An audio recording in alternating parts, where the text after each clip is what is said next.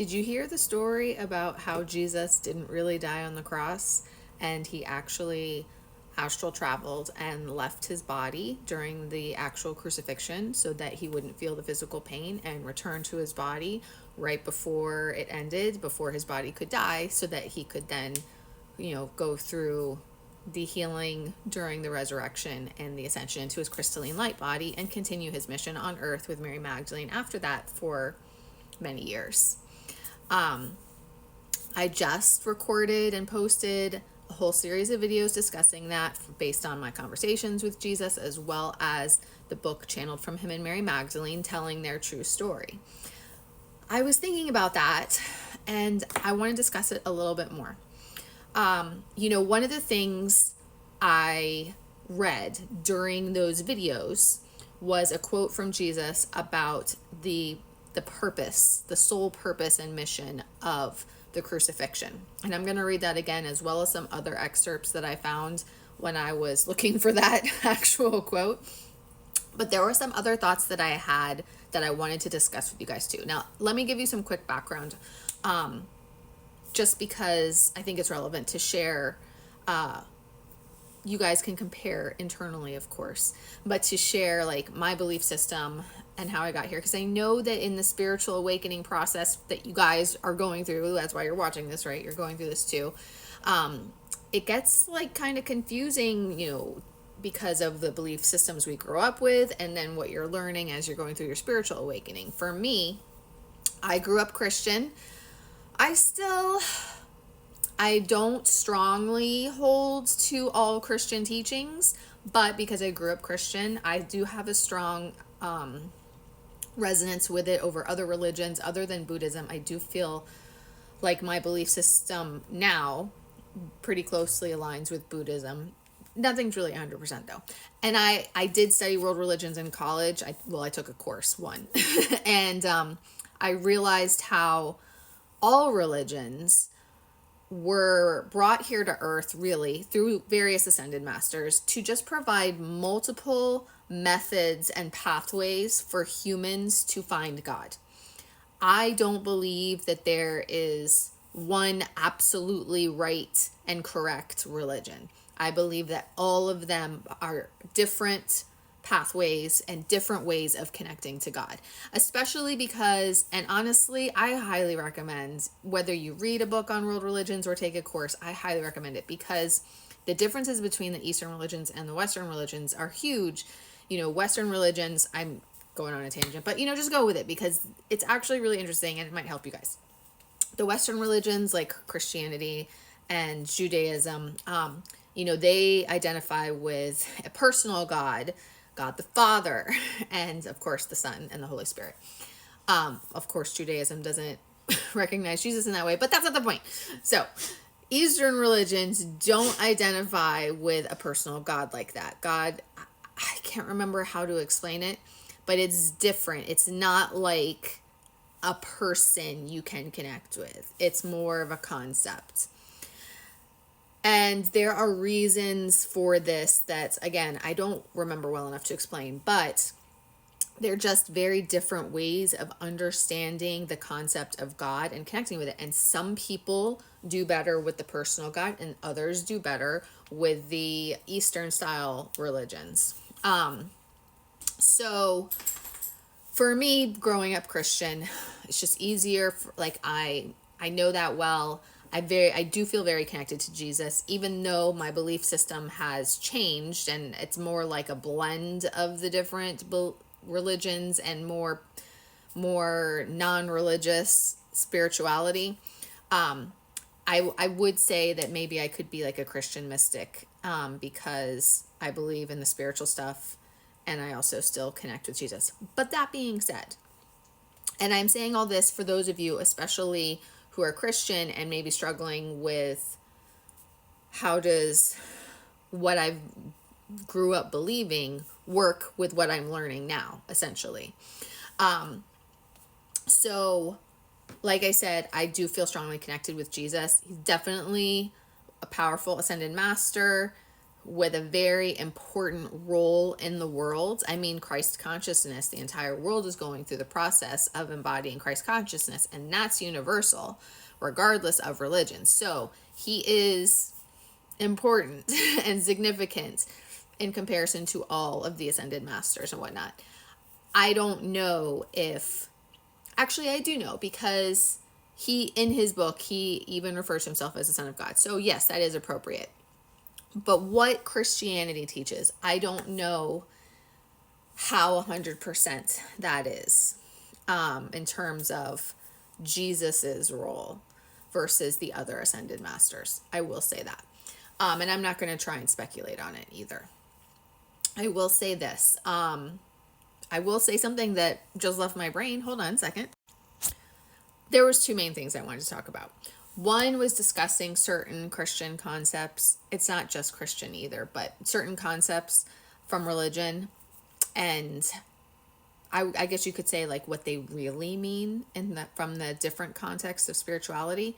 And then I also wanted to point out that while I do believe that various ascended masters came to earth to create the various religions, to create the different pathways to God, I do also believe that evil and humans corrupted them along the way too. I don't know enough about all of them to say for sure, but I don't believe that all religions are 100% accurate because of that. Definitely divine pathways to God that were created for that intention. I also believe all of them have certain degrees of corruption or information that was changed and modified by, powerful negative sort whatever spirits and people, both working together essentially, in order to lead people astray and make it harder for them to find their way to God and to truly connect and understand the way that they're supposed to.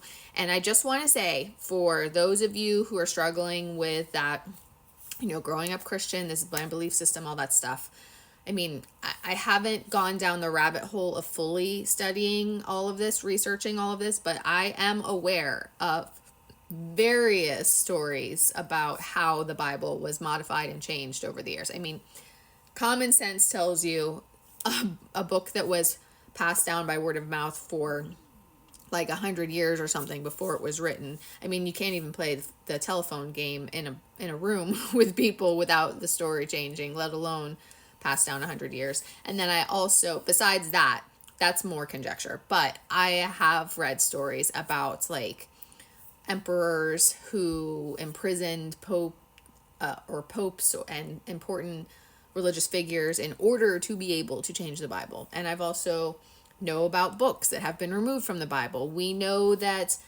the religious, why can't I think of the word? The way religion describes Mary Magdalene versus the way spirituality describes Mary Magdalene are very different. So, I mean, there's another example. We don't even learn about the female disciples. We only learn about the male disciples because the powers that be, will say, wanted to diminish the role of the feminine, the sacred feminine. So, there's a lot of things. There's a lot of things that I've learned just about, like I said, how religion was changed in order to suit the purposes of powerful people. And there's a lot of people who want to believe that God wouldn't allow that to happen, that God wouldn't allow the Bible to be changed, or God wouldn't allow, religion to be used in those ways. But honestly, like, I really think that there are many valid examples of why God can't stop those things. For one thing, because of free will, God can't just interfere. And also, like, there are so many things that I could go on about. I just watched a documentary about a nun. It was a true crime series about a nun that was murdered. Well, it turns out that the belief, because the police helped the church cover it up, the belief is that a priest had her murdered because she was going to expose him raping girls and boys in schools. And yeah, that's a whole thing. And I'm going to run out of time, so you're going to have to go to the next video to continue this story. Hold that thought. Silly me thinking I would get everything in one video. Okay, my purpose in this was bringing up the Jesus story again to discuss some things about religion compared to spirituality and the spiritual awakening process that so many of us are going through, because many of you, like myself, grew up Christian and now you're going through the spiritual awakening and you're questioning your beliefs. So I wanted to discuss some of this and compare some of these things. And I also wanted to read a little bit more from the excerpt from Jesus's book that was channeled from him about his true purpose and what really happened for him. So back to what I was saying. I was actually specifically talking about how the church and religion and the Bible and whatnot is not free from corruption, is not free from, I don't know how else to say it besides being fucked with. There's a lot of people, I've heard this excuse. There's a lot of people who believe that God would not allow the Bible to be changed or allow like religion to be corrupted and whatnot. Perfect example. I literally just finished watching this documentary. This is what I was finishing off on, about this nun, Sister Kathy, in around Baltimore, Maryland, who was murdered. And like we don't know exactly what happened because the Catholic Church covered it up and the police helped. And the reason why, and of course this is theory, but there's a lot of independent investigation that's gone on, is that there was a priest at the school where she worked at who was pretty viciously raping mostly girls, but there was boys too. He was at a boys' school first and got caught and was moved to a girls' school, so then it was a lot of girls. And it's mostly the girls that came forward because I think he was there for a long time. But anyway, and he also was bringing police in to rape the kids also, which is why the police helped cover it up, of course. But anyway, my point is that was a priest, and it wasn't just him. There was multiple priests involved. He was just like the ringleader. This was like in the 60s. So if a priest, clearly possessed, of course, but if God isn't stopping priests, and we obviously have all heard the stories, that this is just one example, right? We've all heard the stories. If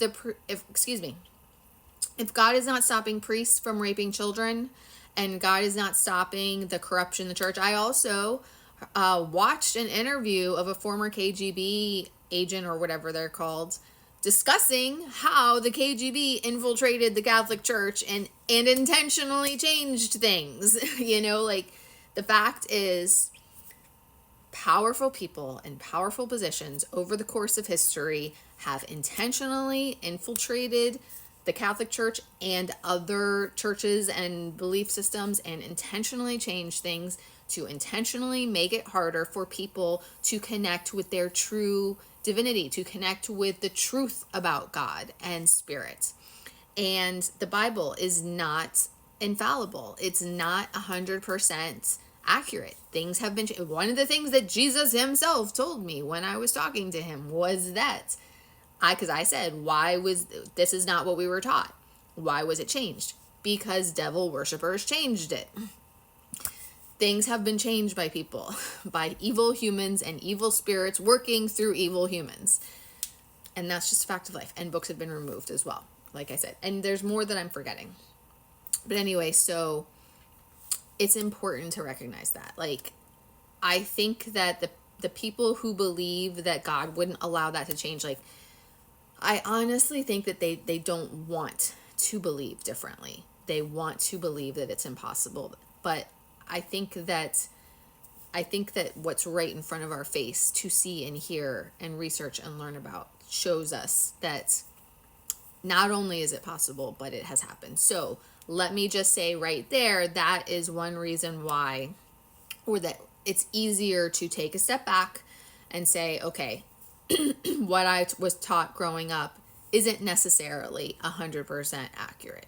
And this is where you need to be open-minded and allow yourself to go through this process of opening up to your spiritual awakening and opening up to all the things that you're learning over the course of this spiritual awakening that you've been thrust upon on a twin flame journey, for example.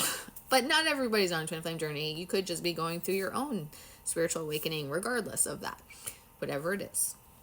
This is just one of the things I wanted to share about that. Now, the other thing I wanted to discuss was, okay, so in the book, I read that quote from Jesus about the crucifixion and what its purpose was. I'm going to come back to that. But it was enlightening to me because that was one of my thought processes. Okay, if what we were taught isn't 100% right, and Jesus didn't actually die like he told us in the book, and how he told me, okay, then what was the purpose? Like, Christians are taught that Jesus died for our sins to save us all. And if that isn't exactly what was even needed, then why, well, he did address that. Like I said, I'm going to come back to that. But first I wanted to discuss, sin. Let's talk about sin first. He died for our sins, but sinning, if you think about it from the context of spirituality, sin isn't really a thing. If you believe that we live this one lifetime, and when you die, you go to heaven or hell based on your sins, then I guess that makes sense. But when you're going through a spiritual awakening, you're learning about all of these different lifetimes you've lived. You learn about reincarnation and how the soul is eternal. And it gives you a completely different context for all of this. And I actually feel the need to step back for a second and let's discuss the soul process of what we're going through. And I don't think that I 100% understand all of it, but I will say I've had a lot explained to me from Jesus and the Elohim over the years, and I have a long video that discusses this. It's on my YouTube. It's going back to October 2023, I want to say, discussing the soul mastery process. But here's the quick summary about it. What I was told is that souls are created. I think they're created continually, but I don't know for sure. Souls are created and they go through a soul mastery process. First they go through, it's like, think of it like K through 12 schooling, and then getting your bachelor's degree, and then getting your graduate degree. First you go through the soul mastery program, and that's like the K through 12, and you're one individual soul going through 12 different soul ascension cycles. There's 12 I want to say chapters right now, but that's not, I called it generations before when I first channeled it, but it's just 12 different soul ascension cycles, and each soul ascension cycle is 12,000 years.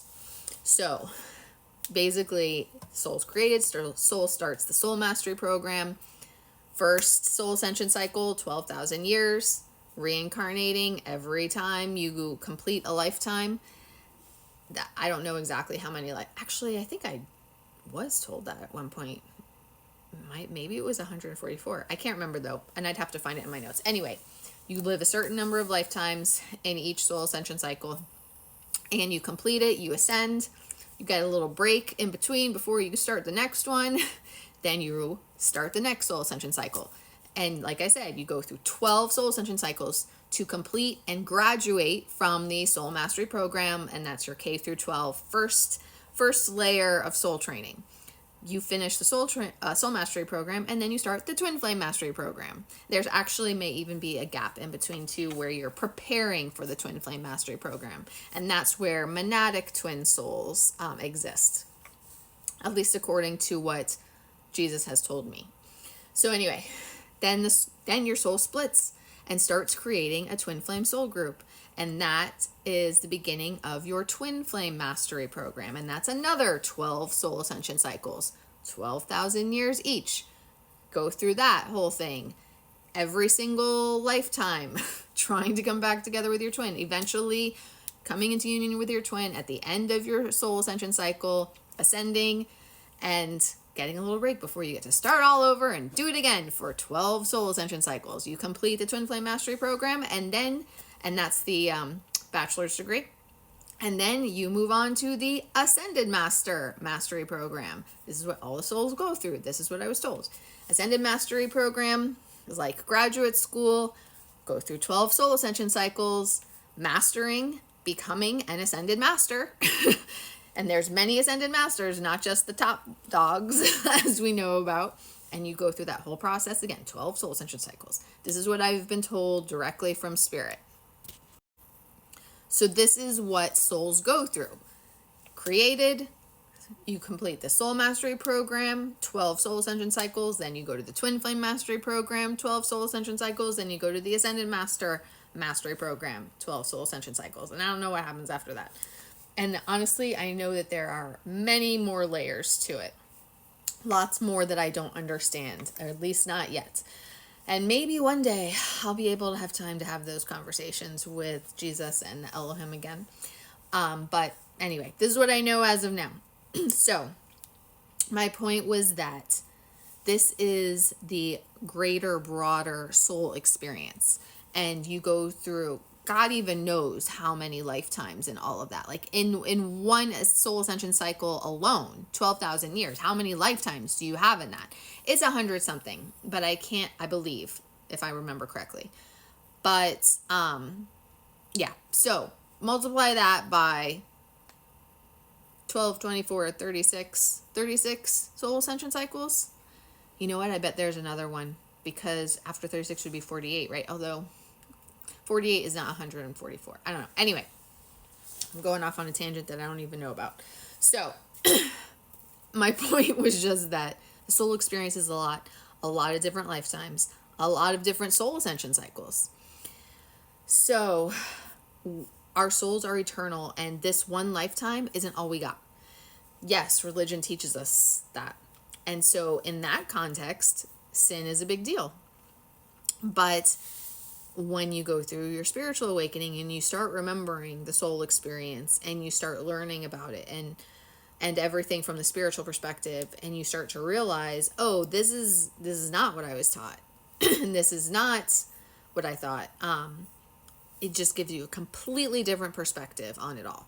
So what my point was is that when you realize that, when you step back and realize the soul is experiencing something completely different to that one lifetime theory, and it's actually eternal, and this one lifetime is actually probably insignificant in the grand scheme of things, aside from if it's your ascension lifetime for completing this soul ascension cycle. So therefore some things are more important, like, union. But anyway, sin isn't really a thing. And original sin isn't, like, it's not what we're taught. I don't even remember all that clearly exactly what we're taught. I know that supposedly that's why Jesus had to die for us, right? Because of our original sin. Well, what is original sin really? It's from what is coming to me and what makes sense to me. Original sin would be simply the polarity of good and evil, right? Like, original sin is based on, when Adam and Eve ate the apple from the tree in the Garden of Eden and discovered this other side, this other side being the dark side, essentially, right? So that, to me, that's what original sin would be. It's just that coming to learn and understand the difference between the light and the dark. And 3D worlds such as Earth have that. That's part of the qualities of 3D worlds, having that polarity, having duality and polarity, such as good versus evil. So to me, that's all original sin is. It's just an explanation of the fact that Earth has polarity, and coming to understand that. And sin, in terms of like sinning, doing bad things, to me, that's more like karma. And, if you do bad things with bad intentions, you incur negative karma. And if you do good things with good intentions, you accrue positive karma.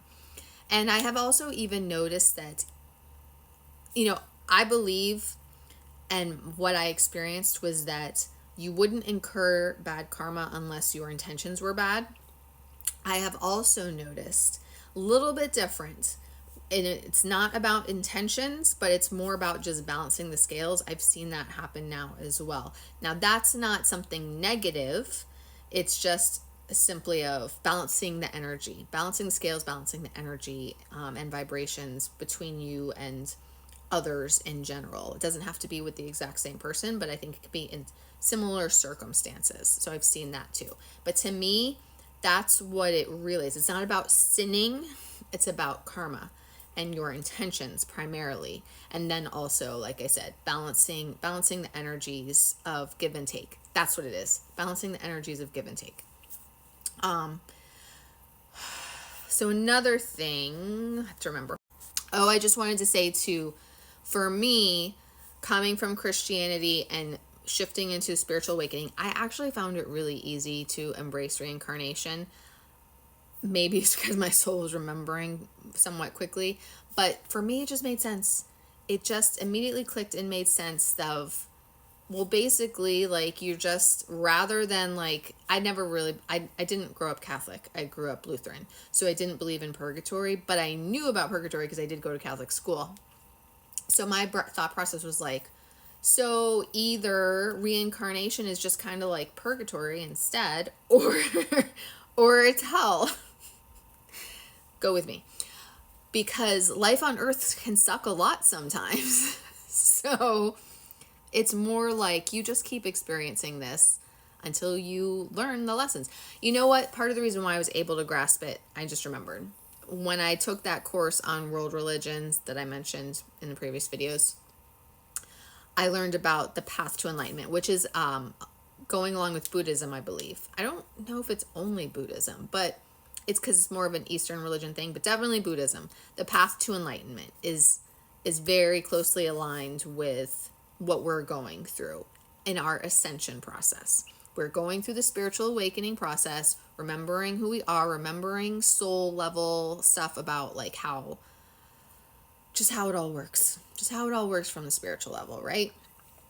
It's that process of enlightenment, and the process of ascension and process of enlightenment to me are either the same or very similar and aligned.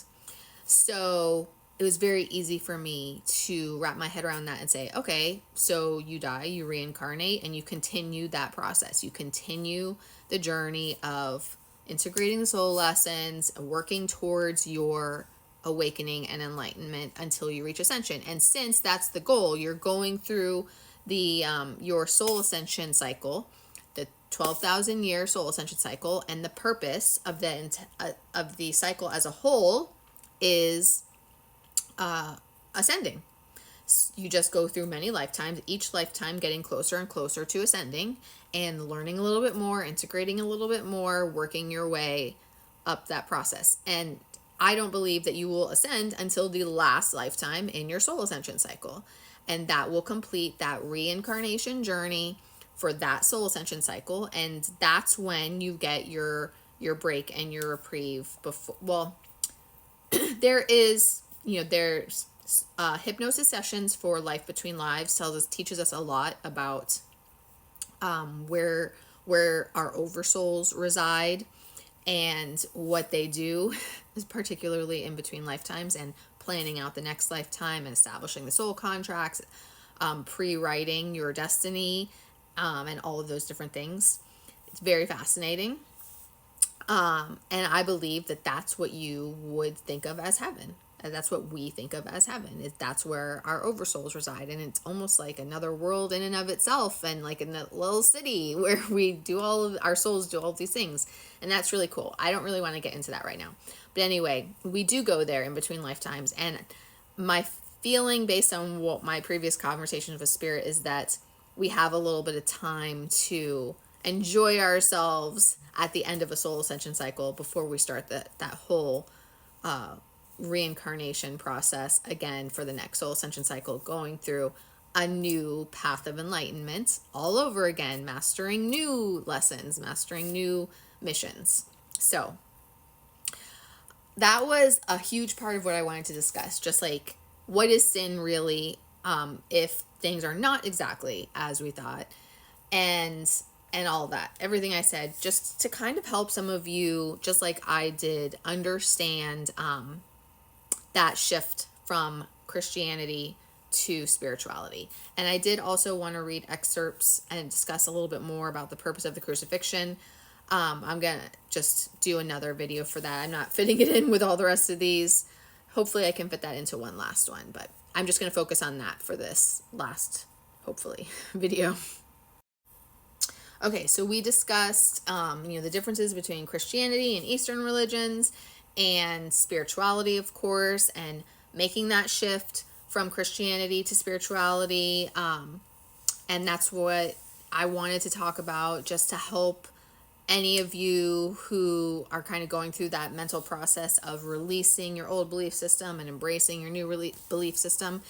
And I wanted to talk about, as you heard already, if you didn't, go back and watch the videos from before this one discussing like what sin really is, what it really means, an original sin, and whether or not we can trust, religion blindly and all that stuff. And I did also want to revisit what Jesus himself said about his mission and purpose of the crucifixion in the book that was channeled from him. I read you one quote originally in the first group of videos, and I'm going to reread that again, but I found some others too. So I'm going to read these excerpts for you to discuss this a little bit more.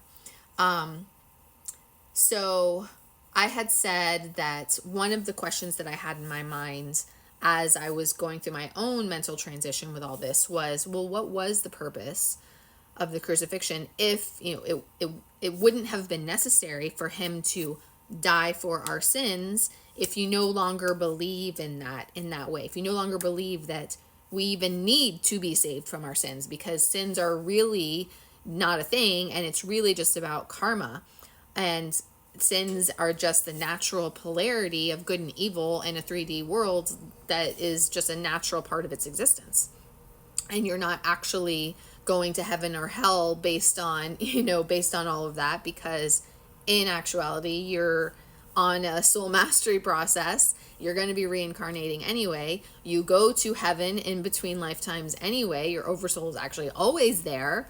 And hell isn't even a thing in the same way. Hell is a world where demons reside, but it's not what we are taught to believe about, like that when you die you could potentially go to hell. I know that there are people who have had near-death experiences and experienced that, but this is what I believe.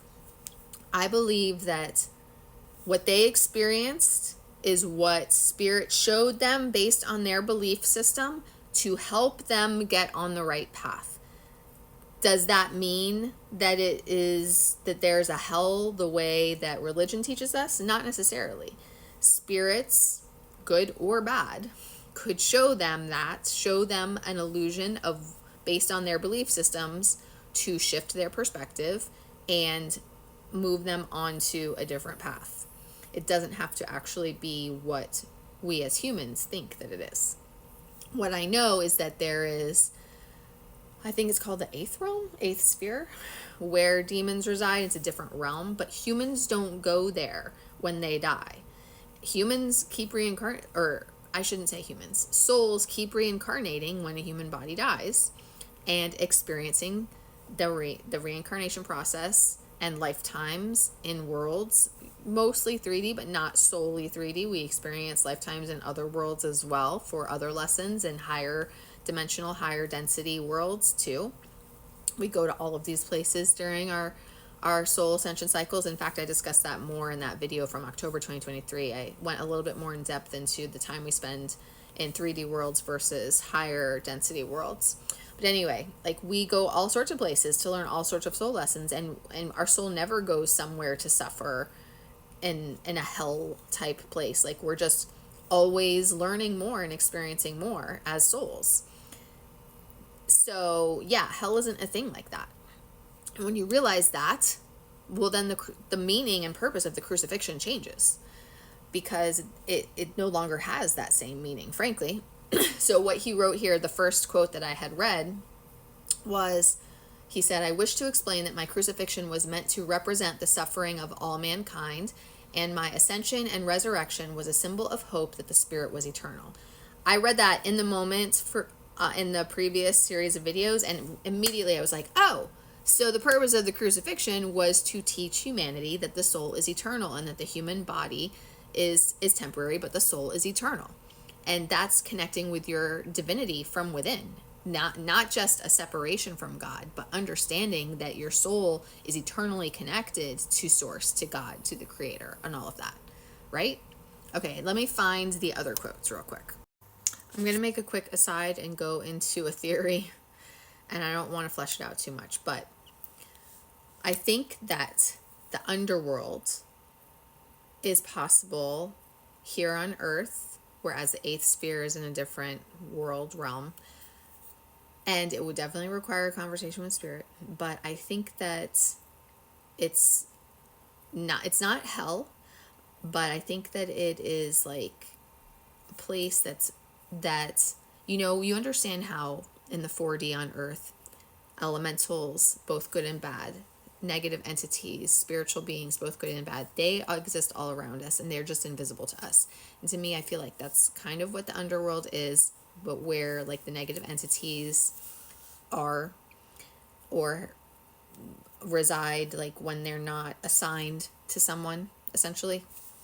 And it can also be where like traumatized souls, like ghosts, end up while they're not quite ready to go back to the life between lives area, heaven, whatever you want to call it. I believe it's the 10th dimension, if I recall correctly. Like they're not ready to go there yet because they are traumatized souls and they still need to go through some healing before they can finish crossing over back to where they need to go in preparation for their next lifetime. So the underworld is a possibility for that here, but I would have to discuss that with spirit and confirm. But yeah, that's my thought process. And they don't have to necessarily be in the underworld. We know that they are around in our areas also, but and it's a theory. So anyway, yeah, I just wanted to throw that out there because I do know that the eighth sphere is different. I do know that hell isn't what we're taught, but we are aware of the underworld because of things like the Greek myths, and we know of the existence of demons and negative entities. So this is just what's making sense to me. Don't take that as gospel though. Like I said, I would need to discuss it with spirit. I didn't want to neglect to address that possibility while also clarifying that I do know that hell isn't exactly what we believe. But I did say that with near-death experiences, I feel that they experience, are shown something in that aligns with their belief systems to help shift their pathways. Well, it is possible. If there is an underworld on Earth like that, where souls that are not healed yet, not ready to cross over yet, and negative entities and stuff like that are figuring things out, it's possible that that's what people having near-death experiences see or experience. But I don't think it's like a fiery pit or something like that. I just say that. So anyway, okay, I have to bounce around this chapter on the crucifixion, so bear with me. He says here, oh my gosh, where'd it go? Okay, my crucifixion, resurrection, and ascension had all been prearranged, and only my small inner circle knew that I was not physically going to die upon the cross. Even though, well, okay, so I have to jump around. Oh, sorry, there's a lot here, and I do like how he discusses the human side of his experience and the fear that he went through and the panic and all of these things, because it's a good reminder that he was spirit having a human experience. And he discusses fulfilling the grand design and even his role as the Son of God and the new Messiah.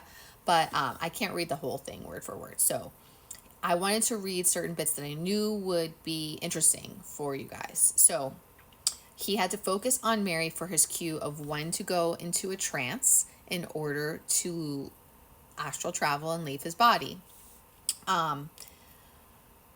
Mary quickly centered herself, and then I could feel the power of her love, and this, more than anything else, helped me begin to alter my state of consciousness into the trance.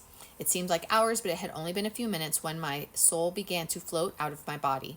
I was then able to see my spirit hovering over my physical body. I had astral traveled many times before, but this time it somehow seemed different. My spirit now embodied the strength of my full Christ mastery self.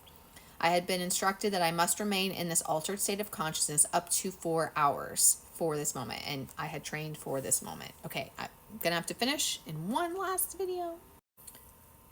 Okay, so Jesus just went into a trance. He's hovering, floating around his body, observing everything going on, the persecution happening to his physical body, as well as all the people around him, both the crazy ones trying to kill him and the good ones all upset about what's going on. Okay. The chaos soon intensified as it became a frenzy of uncontrolled primal human emotions. I wondered how my great mission could ever be accomplished, for I saw the madness of the hatred and anger in the eyes of the people and the Romans who seemed to enjoy their brutal attack. I watched them revel in what they thought was my death. It all seemed so surreal as my oversoul continued to hover. I energetically tried to comfort the women who were crying as they were tending to my wounds and cleaning the blood from my feet. I knew that they could not see or feel my spirit, but I was trying nevertheless. I felt helpless, but my heart ached for all who were witnessing my brutal attack. I could feel the strange dichotomy of the great love and the angry fear of the people who had gathered on that day. And he kind of describes going around to different people, to Mary, Elizabeth, and his mother, and they were actually able to see him since they were assisting him in maintaining his energy during this trance state that he had to stay in for 4 hours. And they were able to see him in his ethereal diamond light body, but the others were not able to see him, and he was still trying to send them healing energy to help them through the process. I could see the fear in their eyes. He's discussing his male disciples now, since they were not aware of my role in the great design. They did not know that the crucifixion was part of my soul contract and that I was destined to survive it. I felt guilty keeping the secret from them, but it was vital for their safety and my own that I do so. It was in that moment that I felt a tremendous burst of love for all of humanity as I began to send healing waves of love, compassion, and forgiveness to all those who were abusing and taunting me. I knew how important it was to bring unconditional love to all who were present on that day, for I had much work to do in a short period of time. I could feel the crowd's raw emotions comprising a mixture of anger, fear, hatred, sadness, and sorrow. I knew I needed to send love, compassion, and peace to calm the crowd, for hysteria had taken over. This is an important paragraph. It was imperative that I accomplish what I had been asked to do.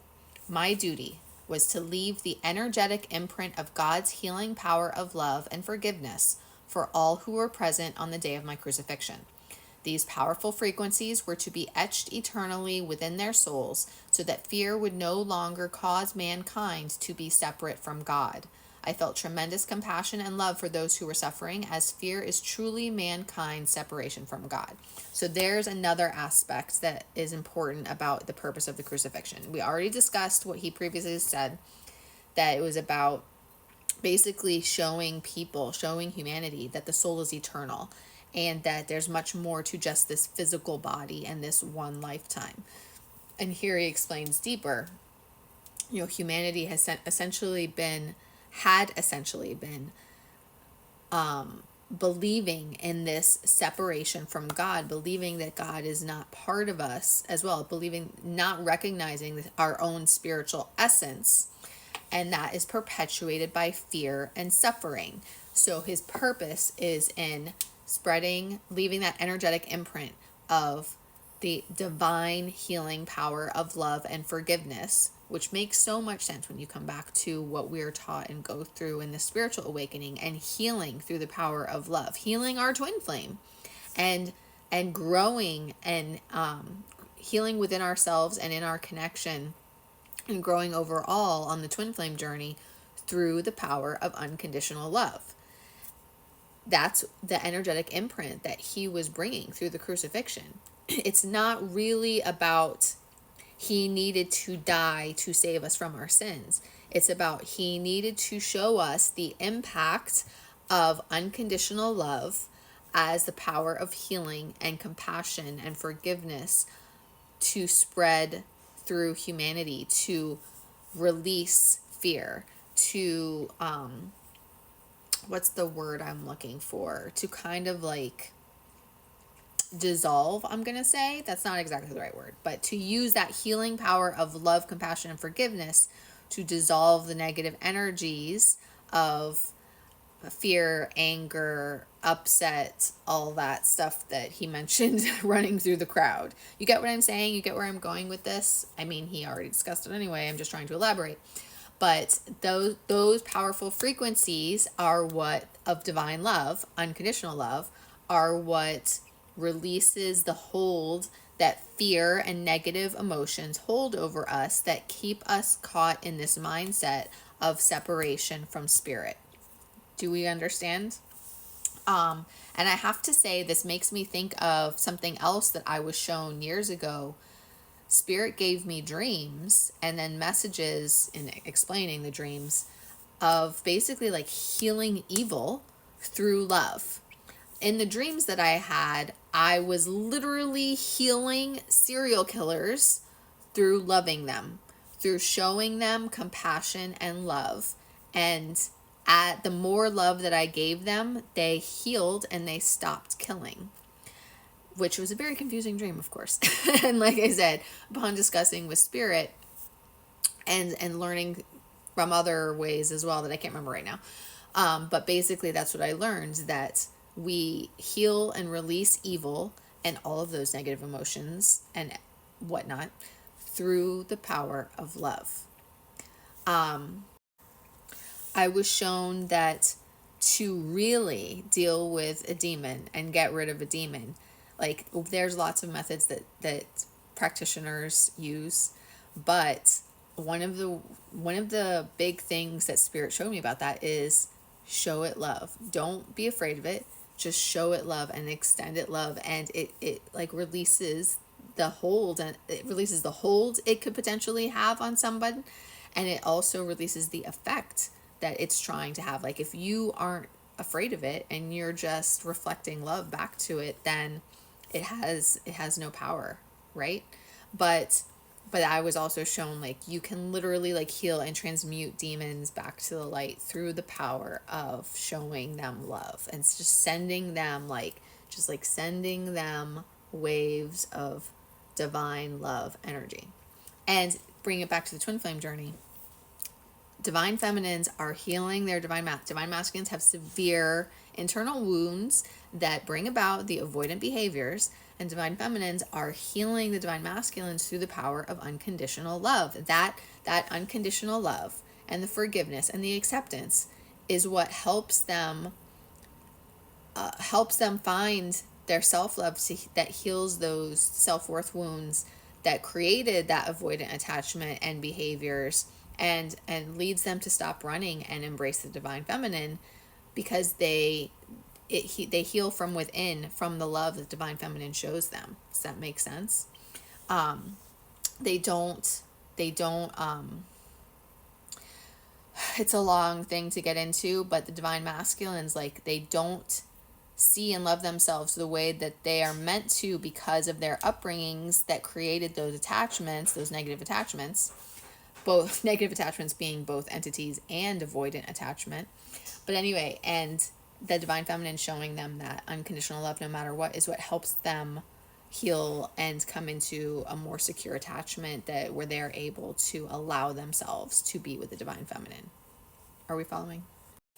Instantaneously, I felt a tremendous shift within each soul as I infused the seed of unconditional love into the hearts of all who were present. My heart filled with joy for what I was experiencing, as I knew this moment in time was crucial for the spiritual evolution and awakening of humanity. I felt so much love for all of humanity, and I was basking in this glory. But then it was time for him to return to his physical body, and then he could feel the pain once he did that, and, a lot of things happened after that. As he was moved through the crowd after taken off the cross, he could feel the grief heavy in the air and the chaotic emotions swirling around him from the crowd. It saddened me but I knew that this was part of the great design. Their suffering and my own through my crucifixion was ultimately to ignite compassion and open the hearts of all humanity to greater love. And lastly, he just says how it was very comforting having Mary Magdalene and his cousin Elizabeth in the tomb with him, helping him heal so that he didn't feel so alone laying there wounded. And of course, they were infusing him with powerful healing energy to help him recover as quickly as possible. But anyway, I just wanted to read all of that because I think that it's very important to look at that from this different spiritual perspective instead of the religious one, and understand what his true purpose and mission was, which is similar but not exactly the same as what we were taught.